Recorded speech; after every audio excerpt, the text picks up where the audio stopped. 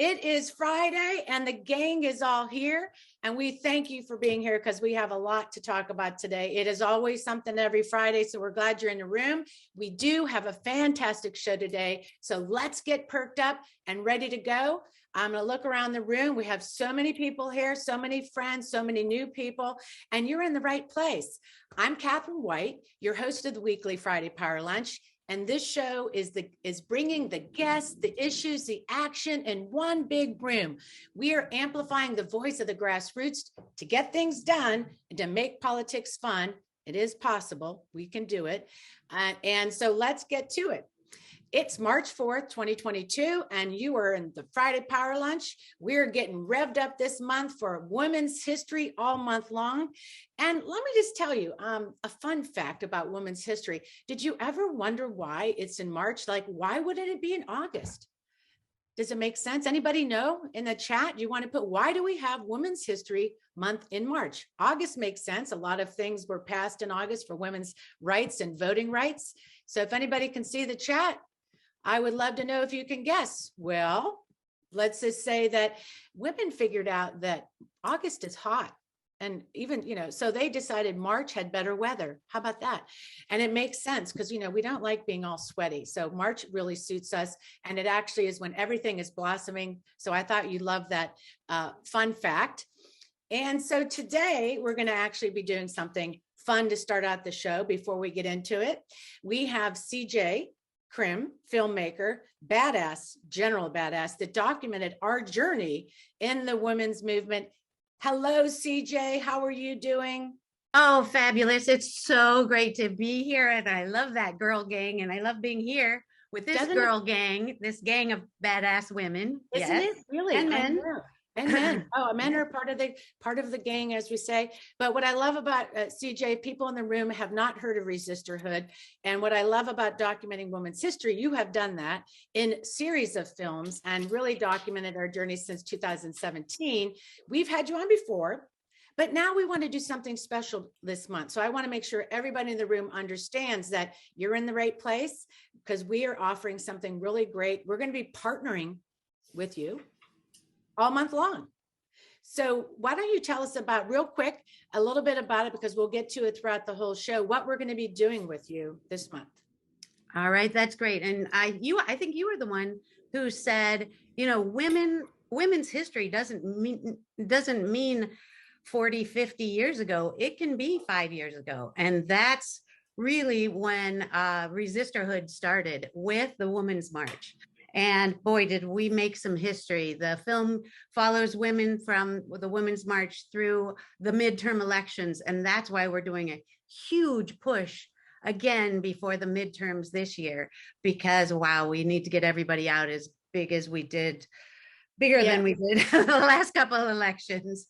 And I think that I totally agree with you, because really getting people jazzed up. We know in Virginia this last election, it was really about touching voters and getting them out. And so we need to make sure that we get that energy, and so much going on in the world and in our state here. So thank you for doing this.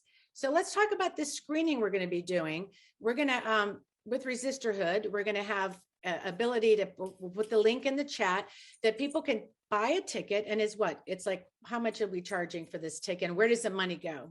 We're charging $20 for a ticket, but that money goes to our impact campaign. What we are trying to do is get into colleges and universities and create a party around the film Resisterhood.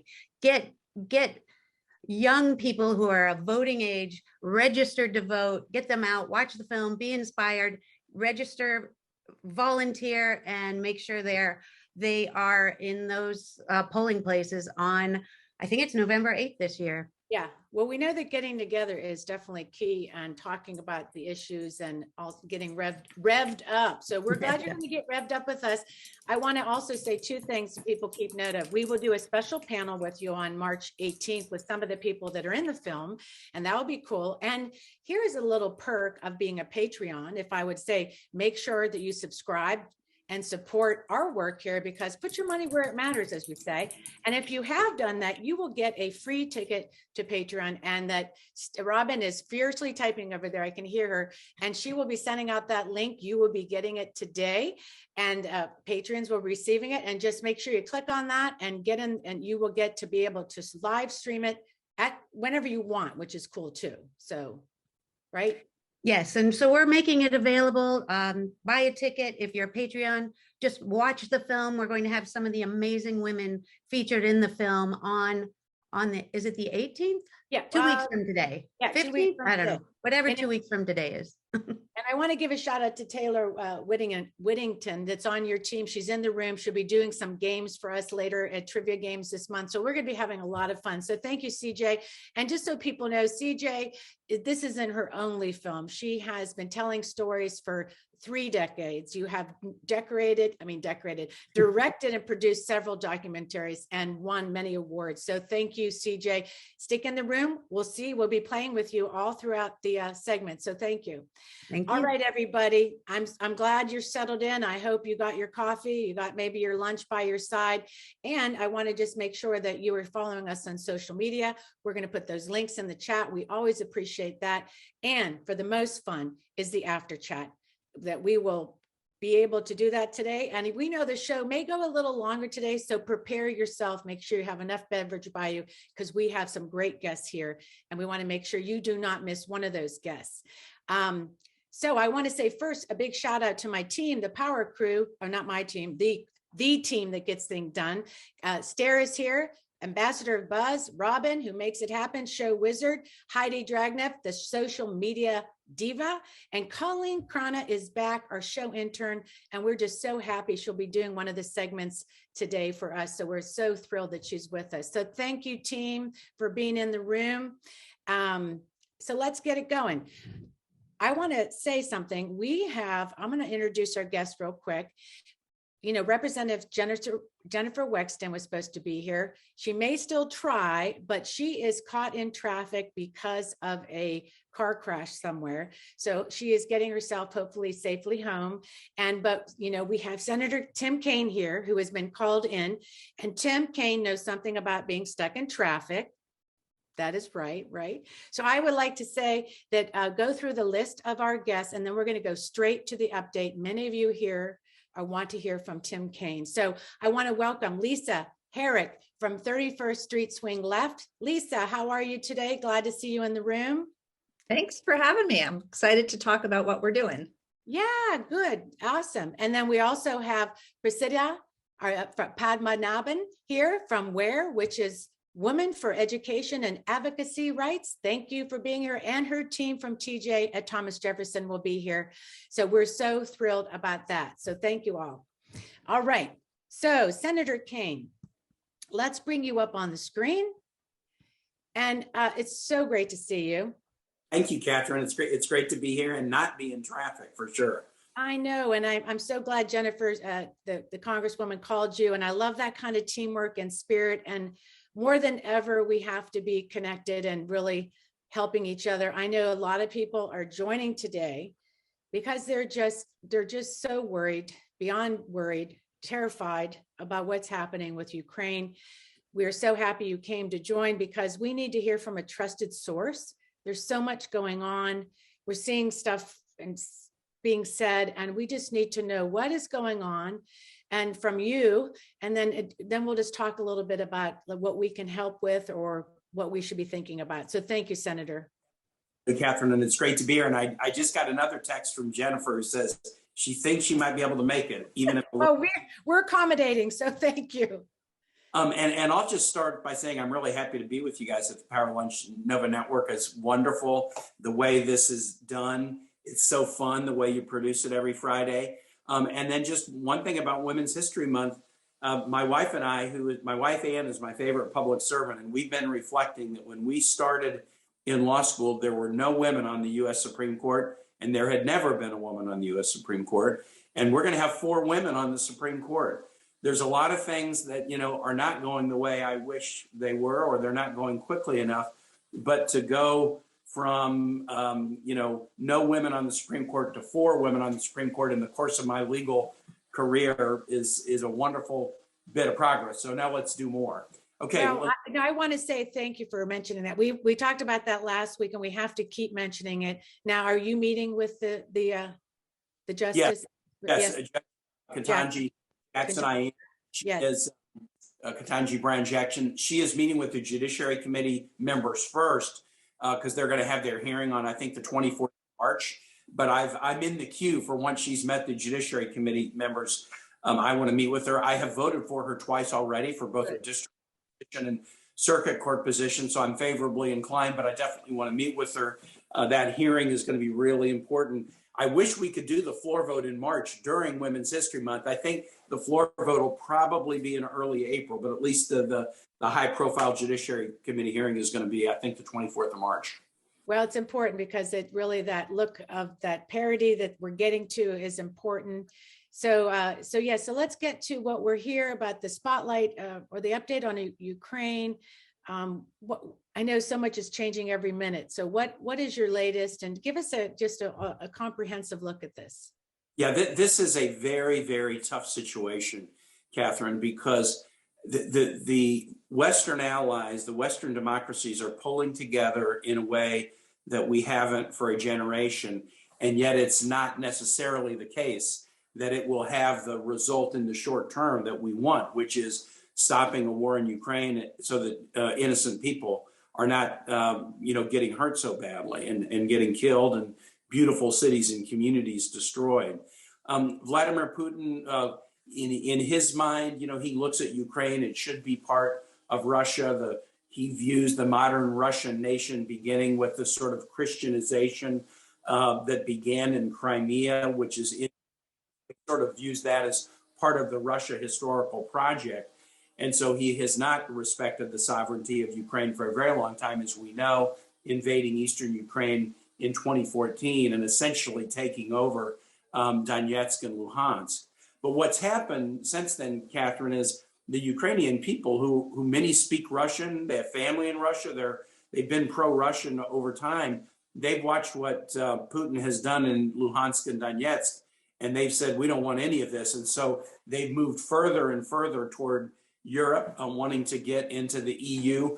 And that is enormously threatening to Putin as he sees them moving away from Europe, even more than military activity near him. I think he is afraid of this Russian-speaking, Russian-connected population rejecting his leadership of Russia. And so that's the reason for this invasion. Now, the U.S. is not going to commit land troops to this. We do not want to be in a war with Russia in Ukraine, but we are doing a number of things. First, a very, very tough set of sanctions against the Russian economy. And when we do sanctions, they work a lot better when we get Europe to join us. And so the Biden administration has spent months trying to get the community on board with sanctions, including some really tough things. For example, Germany really needs natural gas from Russia.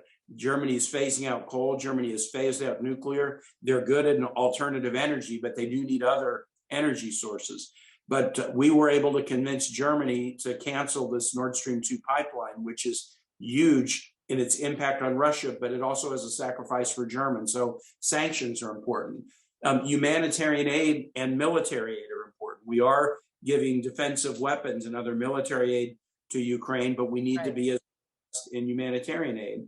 The third thing is we're pressing against Putin in the UN, the International Criminal Court. I had urged the ICC to begin a war crimes investigation against Vladimir Putin. And at the request of about 24 nations, the ICC has started hearings on a war crimes investigation. That won't shame Putin, but it might make some Russian citizens ashamed of Putin as their leader. And that could impose some internal pressure to stop this illegal war. Those are the things we're doing right now. And the Russian economy is seeing significant effect, the devaluation, closing of the Russian stock market, interest rates skyrocketing, and everyday people going to banks and going to ATMs to try to take out currency. And that could suggest the beginnings of political opposition to this war. But the sad thing is, Catherine, is that Putin is doing this for his own reasons. And it's not clear that any of this action, while it will have an effect on Russia, it's not clear that he's going to see an off ramp and decide, okay, I shouldn't be doing this. And that's the part that's hard right now. But I do think that the combined diplomatic, humanitarian, military support, not troops, and economic sanctions, those coordinated strategies between the United States and our allies, including some who've traditionally been very neutral. Switzerland is participating in these sanctions. Finland and Sweden, they are not NATO members. They're sending defensive weapons to Ukraine. Right. Has had a long-standing policy of not sending weapons into conflict zones since the end of World War II. They are supporting Ukraine. So there is strong coordination, but will it produce the result that we all want? That's harder to see. No, I think you see that with the nuclear weapons, this really talk about that, and you see people, it's really, that's the part that is, like you said, frightening if this escalates. And some people in the chat have a few questions really about that red line. Please ask Kane if there's a red line for the US besides an attack on a NATO country that would cause the US to be more engaged, like a refugee crisis. What is, we lost you for your video for just a second, Senator. But, I think about a red line, if there's any point, if they seize any territory across that line. I mean, this is so hard to talk about because it's the unknowns. And even leading up to this, it seemed like throughout the Olympics, you kind of knew he was waiting for the Olympics to end. And I'm sure that we got out ahead of it. It seemed like in some of the media, some of the talking about what they are planning to do. But these red lines, we face them in Syria, and it seems like this is so difficult. We are really in a difficult situation. We are. I will say, I think the Biden administration has done a superb job. Yes, agreed. What I would not have done if it were me is I wouldn't have said no U.S. troops ever, because you just don't know what's going to happen.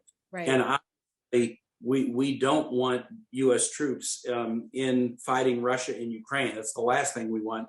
The nation has been at war for 20 years in the Middle East, and we needn't be in another one.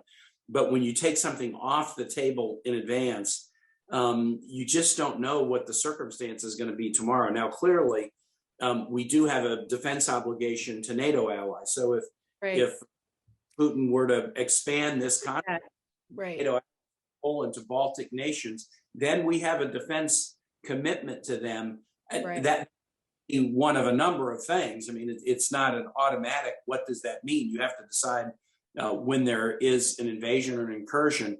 But the challenge. President Macron of France had a phone conversation with Putin the other day, and he got off that call saying he was convinced that this is not stopping at Kiev, that the idea is to basically take all of Ukraine. That was his perception of what Putin's intent was. So I think we're in for some really, really difficult months as we figure this out. And Ukrainians are suffering today. And sadly, that suffering, I think, is only going to get more intense. And is that where we can really, at least, people are asking, of course, about those red lines and how we can help with arms, even with Poland, and protect certain things. But in the sense of refugees, are we there? Are we ramping up? I saw, Jose Andres feeding people. This is a crisis. We also witnessed that people at the border that are Black or different or dark color are having issues. And what are we doing about that? Are we putting any kind of pressure to make sure everybody gets across? We're definitely trying to both treat Ukrainians with humanity, but not do for them what we haven't been willing to do for others. So there's an equity here that we have to be scrupulous about. My colleagues and I wrote President Biden and asked that President Biden give what's called a TPS status, temporary protected status, to Ukrainian refugees. And he agreed to 2 days ago. He announced that he would.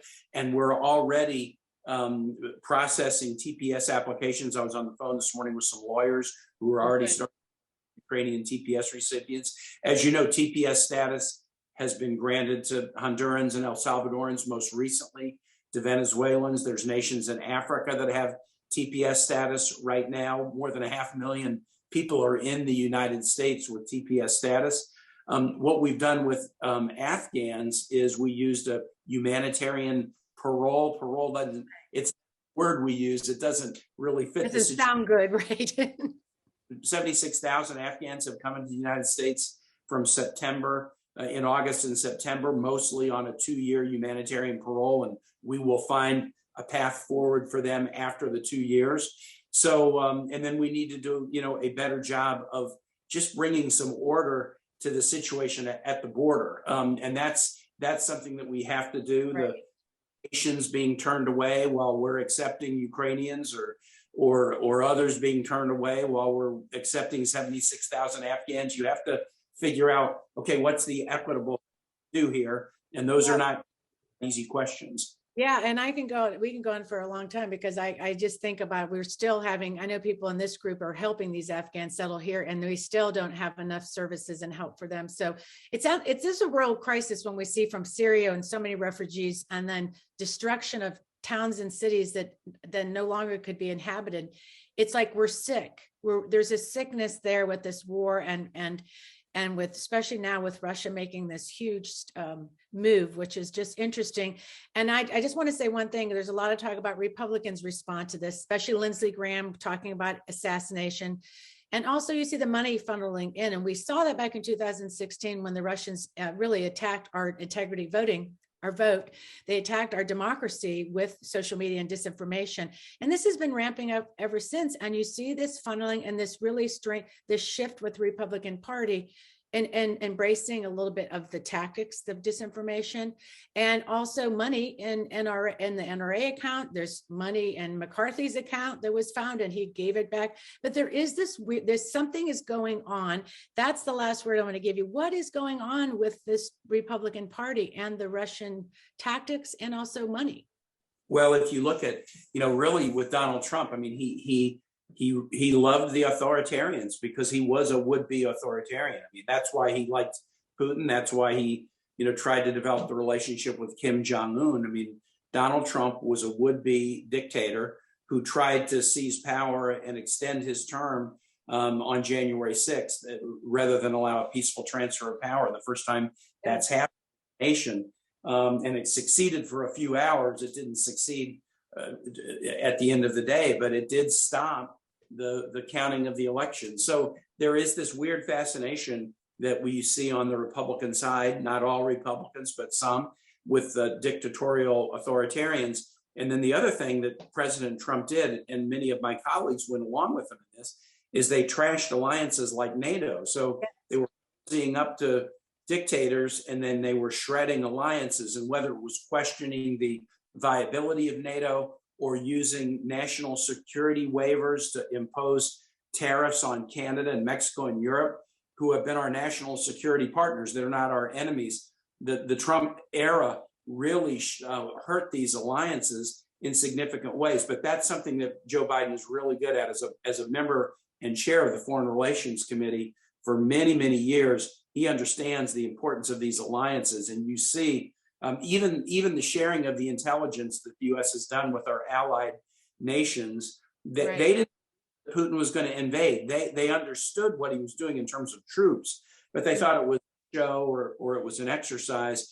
We really shared with them, no, we believe this is the case, and we were right. And my EU colleagues have said, you guys were right, and the fact that you shared this, that has increased your credibility. You weren't hiding cards to your vest. So I hope that now we see what Putin is doing, that most of my Republican colleagues will veer away from cozying up to dictators, and once again we'll see the value of alliances. Yeah. I have get a vote on the 24th of March in the Foreign Relations Committee about NATO. It's an interesting bill that basically says no president can withdraw from NATO. It was a Senate ratified treaty. If you want to get out of NATO, you got to get Senate approval to do it. It's a bipartisan bill, and I think it's likely to pass the Senate by a sizable margin. Well, good. Well, I know that Jennifer Wexton's here. Would you like to introduce your colleague and bring her up? She's running for office. Speaking of democracy, let's get to that. And you may eventually, Senator, if you want to look in the chat eventually and see what some of the questions are. But go ahead, Jennifer, you're out of traffic. Go ahead, Tim, I'll hand it to you. Let me just introduce Jennifer, who's such a Yes, great please. friend. One of the real joys for me when I was running for re-election in 2018 is we had these really three dynamic women, each dynamic and talented in their own way. Jennifer Wexton, Abigail Spanberger, and Elaine Luria, who were running to do what was hard, to flip red seats blue. And Jennifer and I did a lot of fun campaigning together. Leesburg Halloween Parade to walking down the pedestrian mall in Winchester and everywhere in between. It was fun being back out on the road with her in 2020. And she has a new district, and she'll probably tell you about that if she hadn't already. The redistricting changes the district for her, puts some new voters that she hasn't represented before in. And so I'm going to do everything I can to make sure she's back for the third term and as many more after that as she wants. So I'm really, really happy to hand it over to Jennifer. Jennifer, they were joking, who better than me, who's been stuck in traffic so famously, filibuster for you when you were trying to get past a car crash and make it to the Zoom. Well, thankfully I wasn't stuck for 27 hours in the freezing cold. So phew, I'm pleased about that. Thank you so much, Tim. It's great to see you. And thank you for your kind words. So unfortunately for us, we will not have Tim Kaine at the top of the ticket. And I know that when he said, I'll do whatever I can to help you, unfortunately, that's one thing he can't do for us. He can't readjust the election schedule. And it seems we're always running for re-election in the House of Representatives with our 2-year terms. It just seems no sooner we elected than we have to worry about getting reelected. I know, we have to solve that, right? I mean, that's the part you guys just have. It's every couple years you're back on the grind, but we're glad you're here. So tell us about your new district.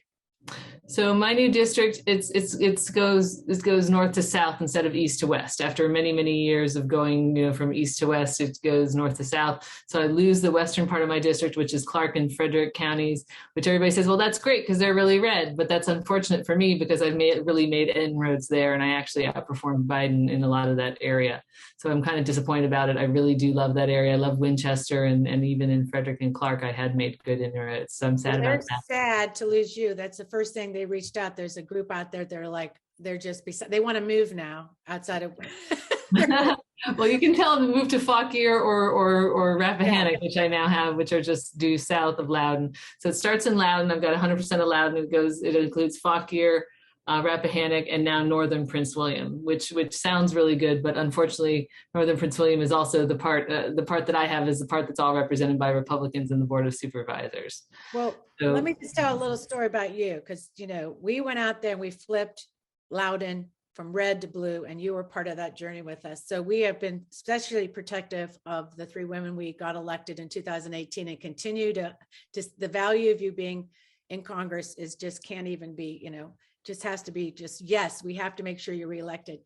So with that, there's so much going on in Loudoun and as you know, and then I noticed the Republicans already were gathered in Rappahannock last week from all over the different parts to talk about your election, which I don't know if you heard about that, but I want, so what's your response? I've been a little bit busy, unfortunately. Oh yeah, they had a big roundtable with all these different people. They're gathering. So we want to gather this team too. We want to start now. So tell us about your campaign, how we can help, what you're thinking about this year for, just what's been on your mind, even, with what's going on now. But really, we want to make sure you get reelected.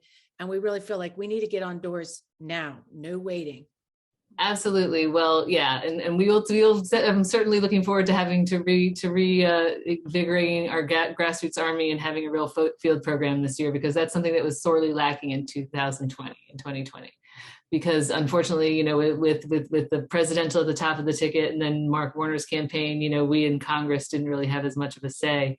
And so we did not have the really robust field programs, especially with COVID raging. Right. So now that things are, improving on the COVID front and people are looking forward to having that human contact, we certainly will accept any canvassers that we can get. My campaign's political director / field director, David Rivera, should be on this call right now, and I'll toss it to him in a moment just to tell you a little bit about some of the stuff you can do. But we're right now in the petition gathering stages. We do need to gather 1,000 signatures in order to be able to make it on the ballot. And, and it was great in 2020 because we had Super Tuesday.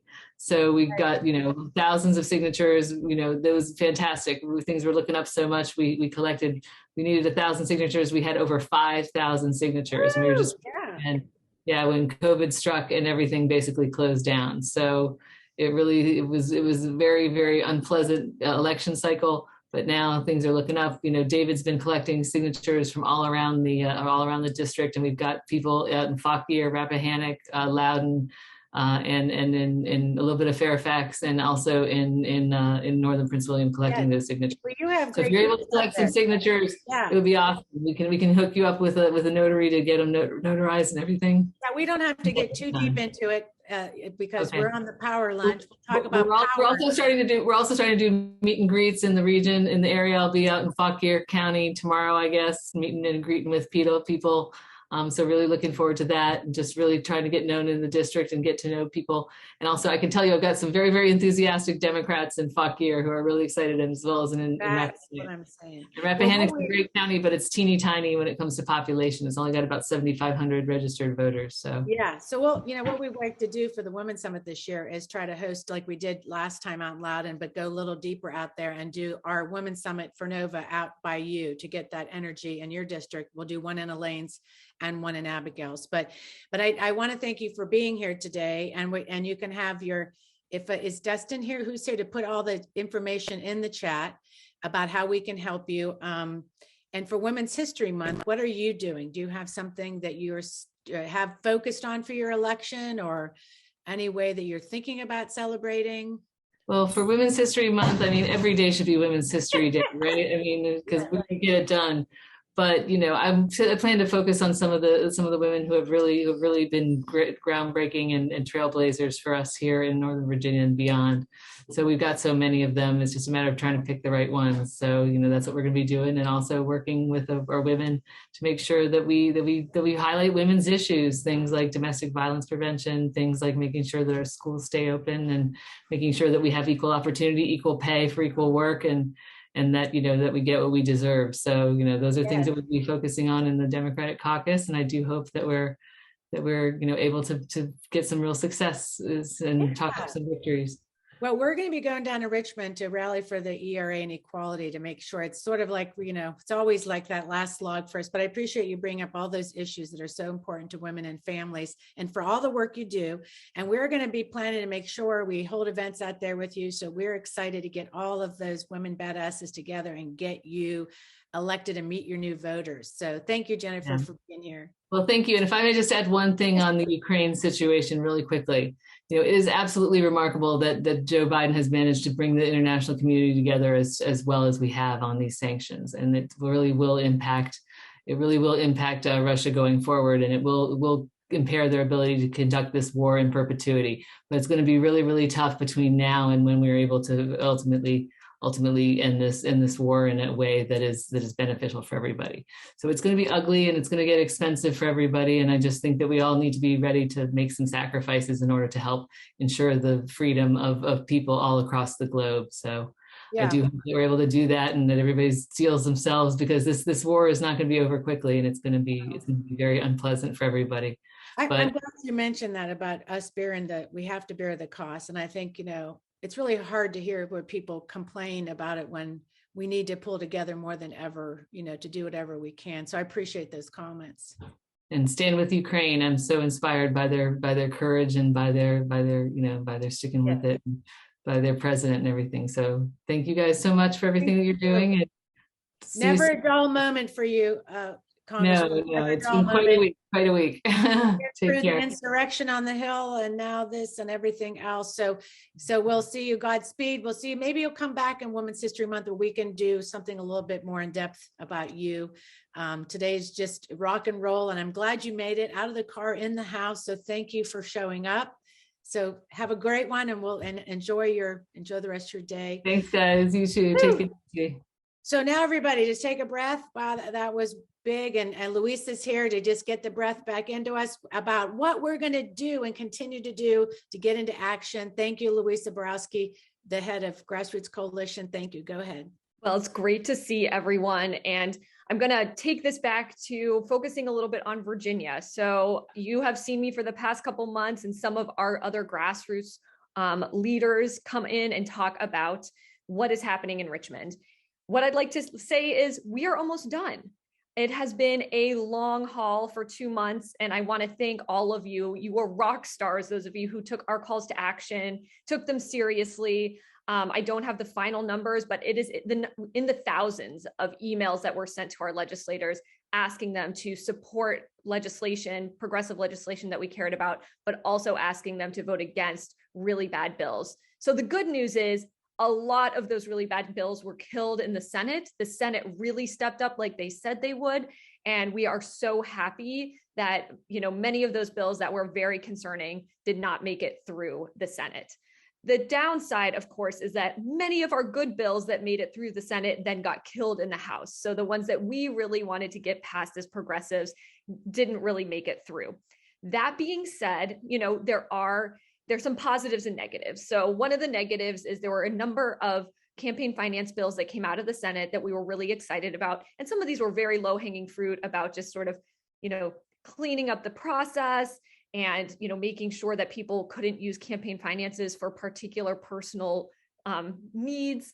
All of those got killed in the House Privileges and Elections Committee this week. It was not only a little depressing, but even just there was not much energy on the Democrat side to really be supporting those bills, which is is not great news for us.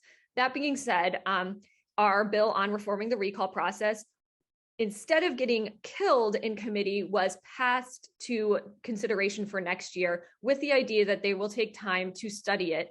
And there seemed to be interest on both sides of the aisle to really understand why our recall process is not so well defined right now, and to think about ways that both sides of the aisle can agree on improving the process. So I was there, I testified on behalf of that bill, and I was pleased to see that the conversation on it, even though they chose not to vote, was positive. There was positive momentum, and so we will continue to work with Senator McClellan and others in the off cycle to see what we can get done in preparation for next legislative session.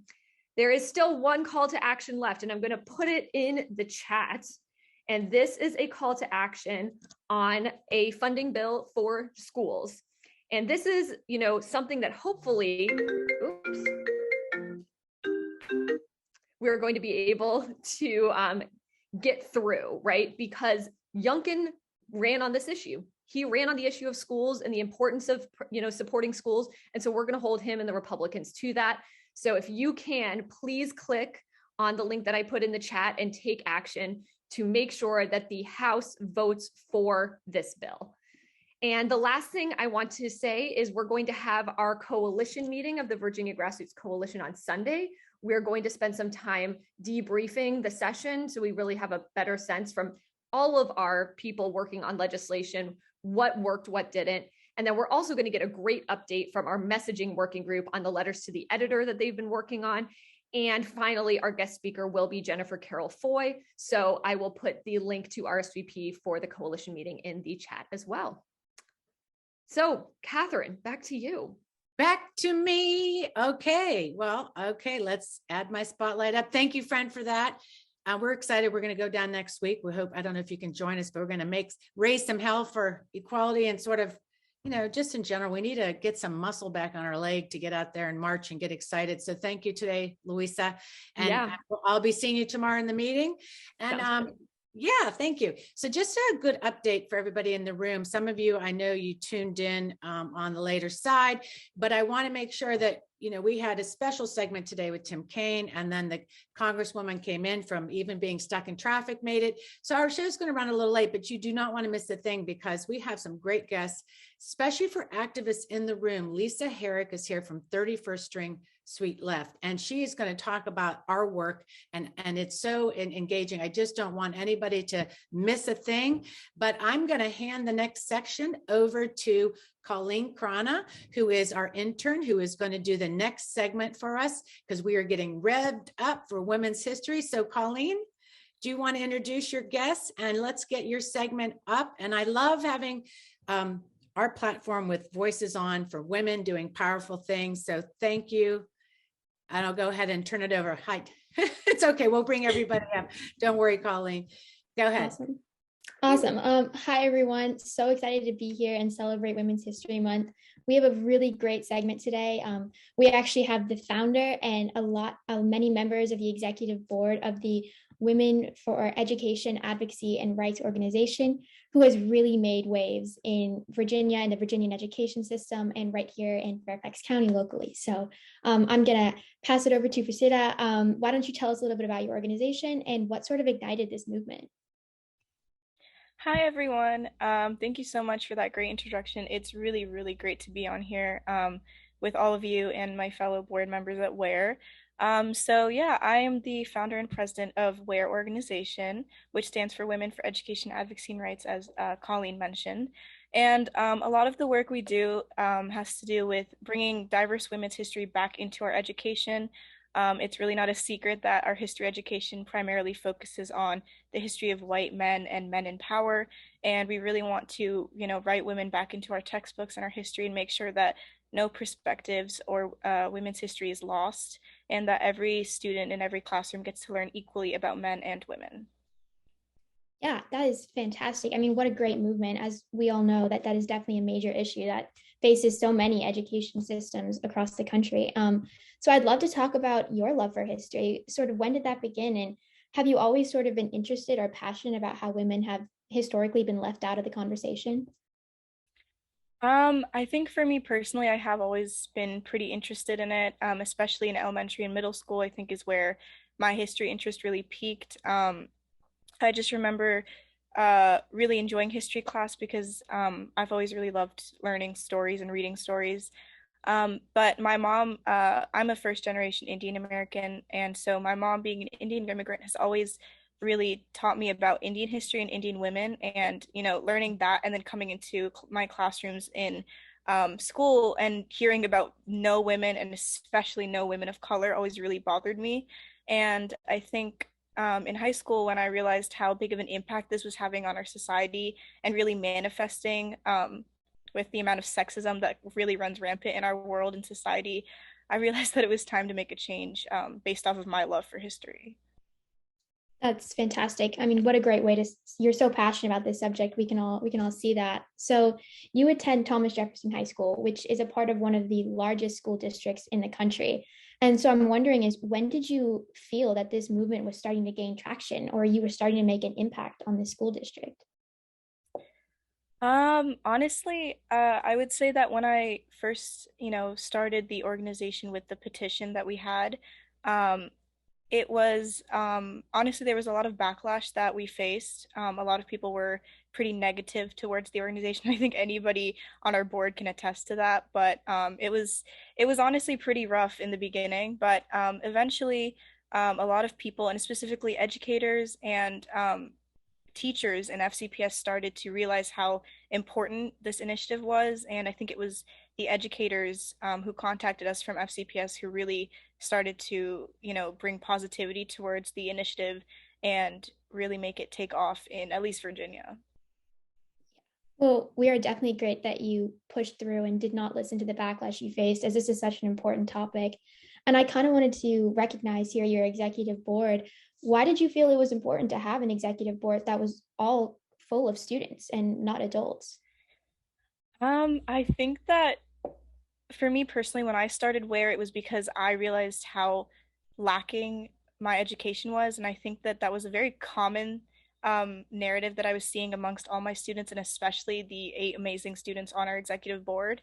And I think that it was just, I realized that the people who could identify the best what was going on and the problems in our curriculum and really understand what was going on and the impact of that would be the students itself. And, I thought that having a student-led board would really bring power back to students and give students that autonomy over their education and figure out how to really fix it instead of, waiting for adults who didn't necessarily know what the problem was to fix bring a solution to it.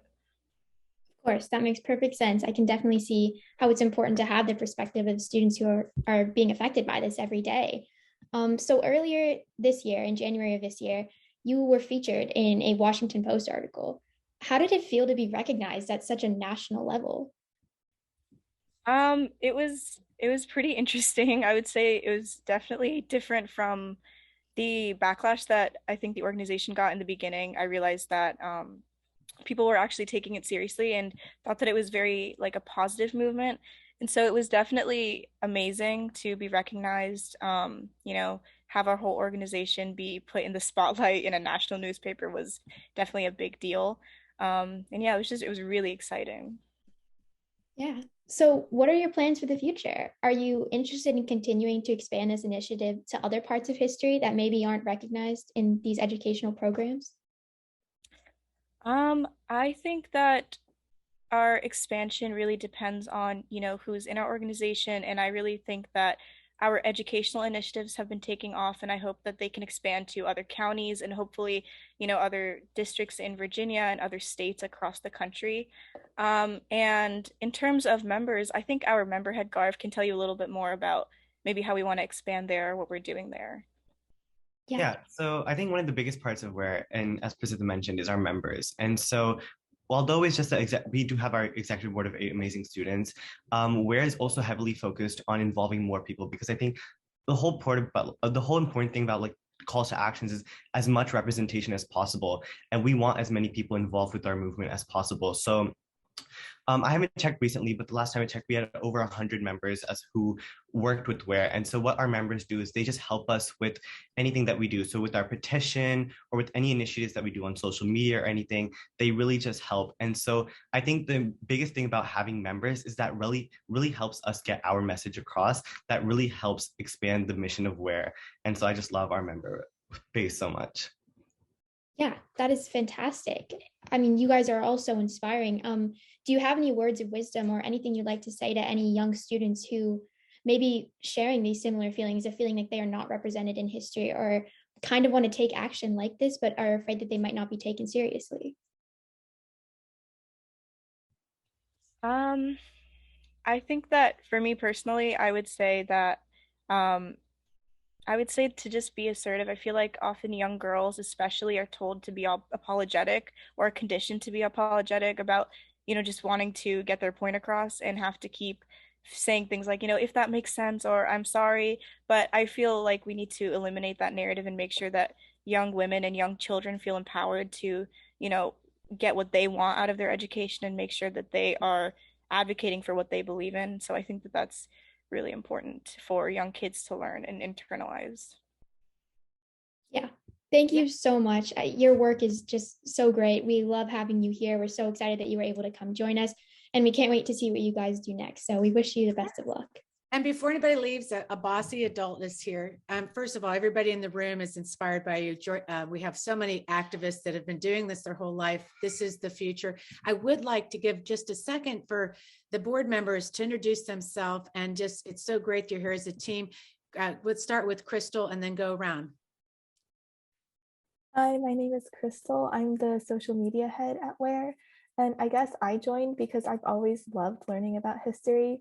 And I realized sometime in late middle school that all the women of history I've been learning about had been through my own research outside of school. So when I heard about WHERE, I knew I wanted to join immediately and help bring women back into history curriculums however I could. Great, thank you. Becca. Hi, my name is Becca Jeffries, and I'm WHERE's newsletter correspondent. And I joined because, kind of like Crystal, like growing up as a young girl my entire life, I only really learned about men in history. And when I was little, especially in elementary school, I kind of just assumed that was because women weren't doing anything. But that's really not true, because there are so many incredible, amazing women that have accomplished such amazing things in history that just aren't taught. And so I wanted to join WHERE to change the experience of young girls so that the next generation can hopefully learn about all these amazing women when they're in elementary school. Becca, you nailed it. And it's funny because I said the same thing when I was your age. So that will tell you where we're at if TJ doesn't have this in the curriculum. So thank you for your work. VANI GUPTA. Hi, yeah, my name is Vani Gupta, and I am the communications liaison at WARE. And I joined this initiative because I think I've always been aware, like the other board member said, about the injustices that women face. And I feel like this is especially true because I grew up in a country like India, where the crime rate against women is extremely high, and there's not that many girls in schools either. So when I heard about WARE, I knew that instantly I wanted to join and help empower women as much as I could. I love it. And lastly, Sherry. Yeah, I'm Sherry. I'm the business manager at WARE, and I joined because intersectionalism has always been a big part, or intersectional feminism has always been a big part of my identity.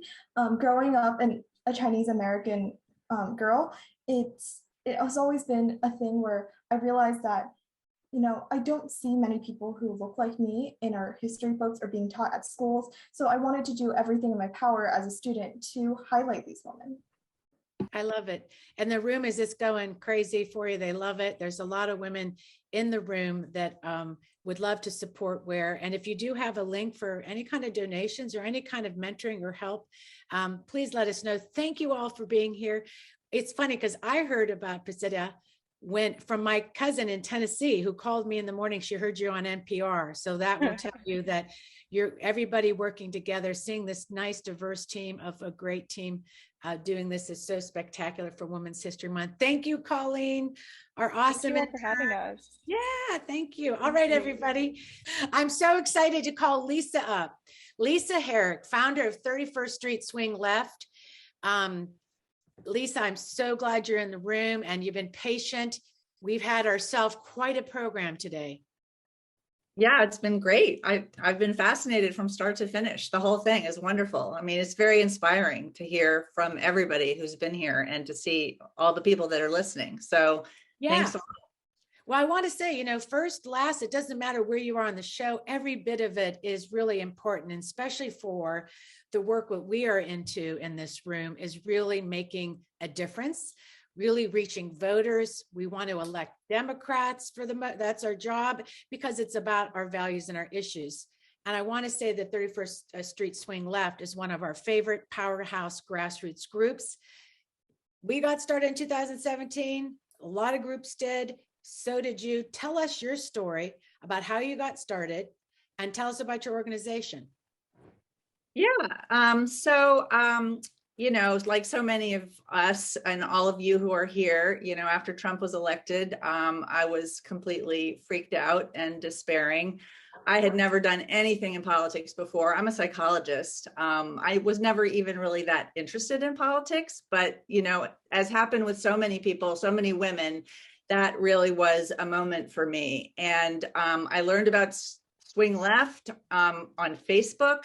I invited 30 people to my house on 31st Street in Washington, D.C., and 30 random people just started this group with the goal of electing Democrats. And we didn't know what we were doing in the beginning, but we practiced on helping to elect Democrats to the Virginia legislature in 2017. That's where we started. And it was so exciting to have so much success and to see all of the grassroots efforts in Virginia that year, and to realize, man, you can be like anybody. If you band together, if you organize, if you figure out what to do, you can make an amazing difference. So that sort of launched us. Yeah, you're in DC too. So when you got into action, they said to you, look for put your zip code in, find your nearest flippable, and what came up? Yeah, what came up was Jennifer Wexton's district, and it was, nearby. And we did pull people, and we do have people from Virginia and Maryland. Now we have people from all over the country, which is kind of amazing. But yeah, we just started focusing on helping elect Democrats nearby. And then we branched out to people running for Congress all over the country. And basically what we started doing is using research, talking to people who were in the know, looking at polls, meeting candidates. And for the first few years that we were in existence, we really focused on candidates and campaigns and raising money and canvassing and letter writing and phoning for specific candidates to try to get them elected. And we also figured out ways of raising money that, again, have sort of shocked us. We raised over $1 million in 2018. And at Just this stop for point, 1 second. $1 million. $1 million. Just $1 put million everyone in the room that they raised $1 million. So talk about that. Like you have, and people say, what's your secret? Raising $1 million bucks. Well, you know, back then we didn't have all that many people in our group. At this point, we have 1,500. So it's different now than it was back then. But sort of what we figured out is it's all about people reaching out to people. Like that's such a cliche, but like that's what it is. And so having fundraisers where we have co-hosts, and every co-host, all they have to do is invite friends and family. They invite friends and family to come. We do the invitations, we do the program. And the program is informing people on what we're raising money for, educating people in the fundraiser 1 hour. At this point, it's on Zoom.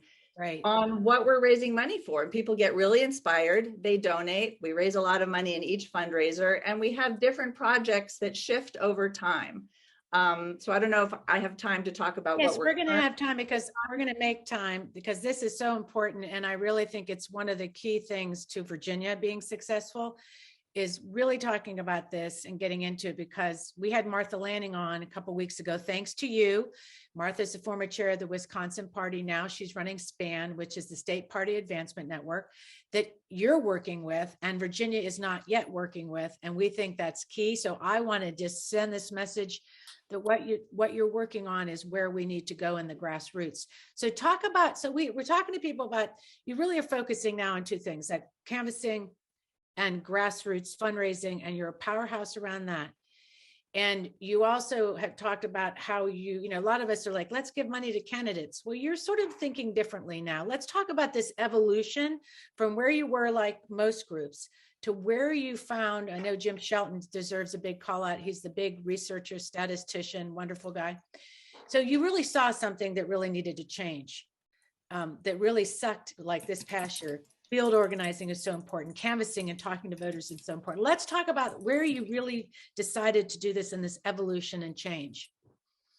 Well, what we've evolved to is that so much money is going into campaigns and candidates that the money that we raise really might not make that much of a difference. But what Democrats really have figured out slowly, state by state, is that something that Republicans have been doing for a long time that Democrats have got to get good at, and we are getting good at it, is to create an infrastructure in each state that exists there year round, that doesn't, you know, wind up in a campaign season and then wind down after the election, that's there year round, year in, year out, that creates neighborhood by neighborhood reaching out to the voters in that area. So SPAN, yes, it's the State Party Advancement Network, right, is partners with Democratic parties in each state.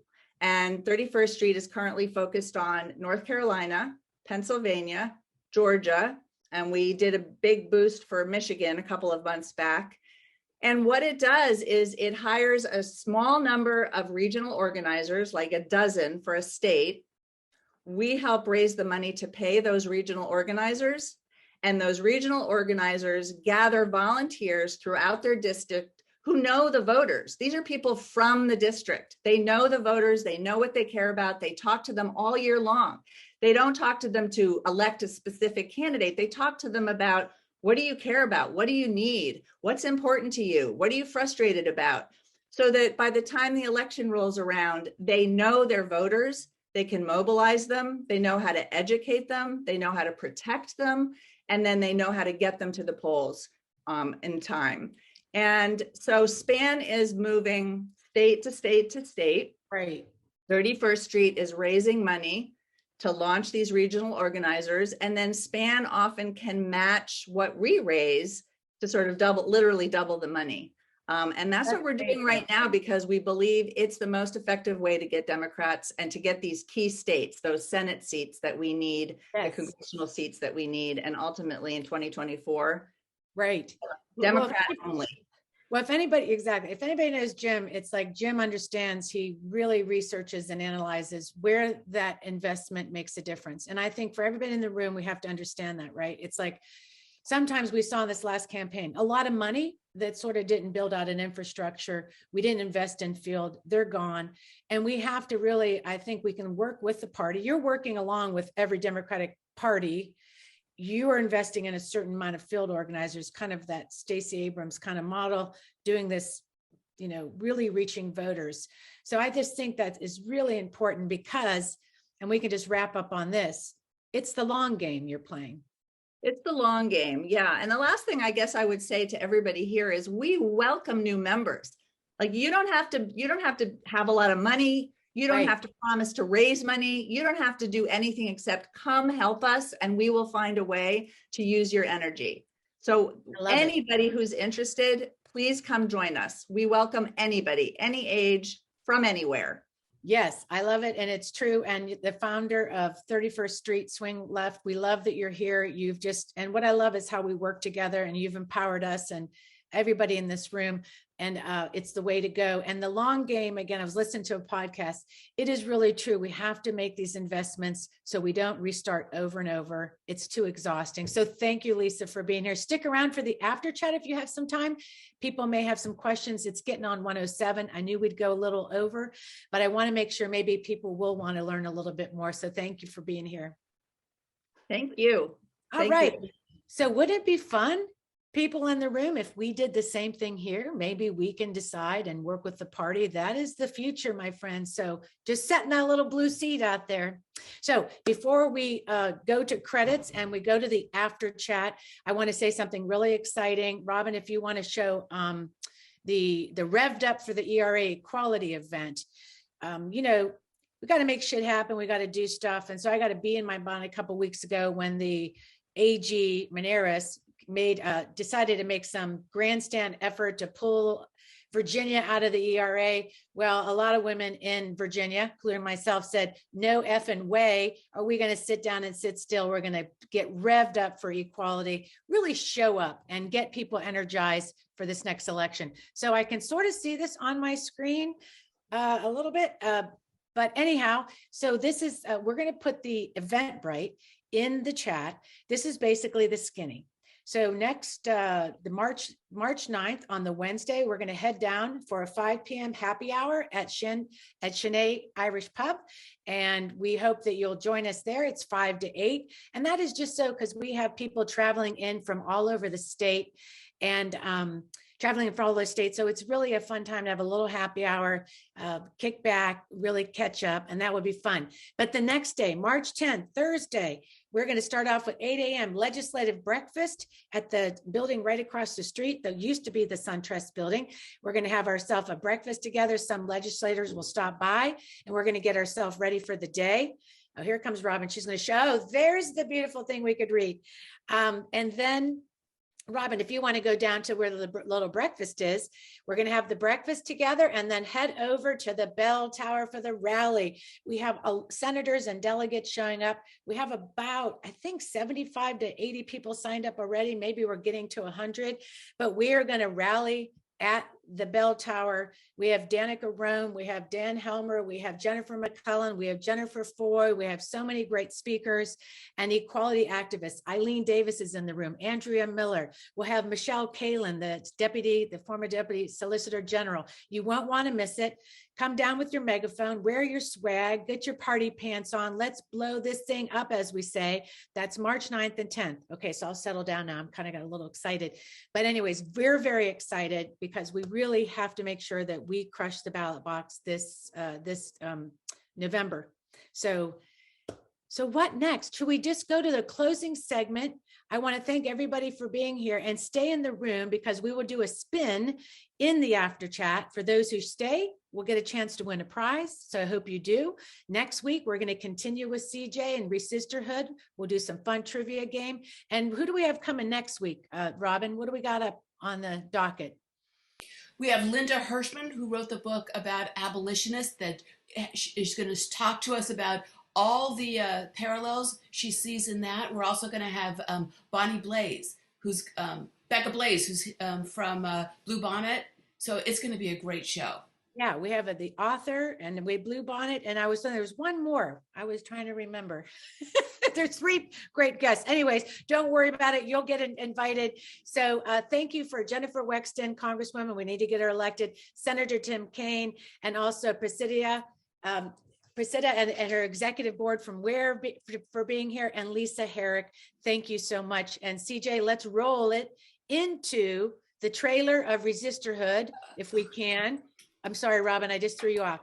The trailer of Resisterhood, and then we'll do the credits. I'll give you a second, but we're going to watch the trailer of Resisterhood and then roll into credits and then roll into the lunch. Sorry, Robin. I could see her going, I don't have that asset up. It's okay. And he had the audacity to ask, why couldn't I vote for him? What did I have to lose? Everything. We the people have the power. Recently, someone looked at me and he said, hey, you lady from ISIS, get out of our country and leave us alone. I feel so bad now that I have to take my scarf off when I'm driving my car because I'm scared about my life. We have to keep together, we have to keep talking, we have to keep fighting, we have to keep inspiring each other and reminding each other what's at stake. Mr. Speaker, I will not be here or outside at the inauguration ceremony. The event I'm going to is the Women's March on Washington. Thank God to the women for having invited and called us all together. To me, it's like a very simple message. You're not alone. Love, not hate, makes America great. I want to stand up for people who are in danger, and I want to use the incredible platform that I have to make someone else feel more comfortable in their own skin. Oh, when I got to see my name in the ballot, that was the most exciting moment in my whole life. And I look to you to be that other generation that will carry forth the march for freedom. She made sure that her voice was heard. And I thought, if she can do this, then I can do this. The single largest electoral force in the United States of America is women. Good morning, resistors. You gotta vote, you gotta educate yourself, you gotta get out there, you gotta fight for what you believe in. Women all around, raise your fist. Now is the time we must resist.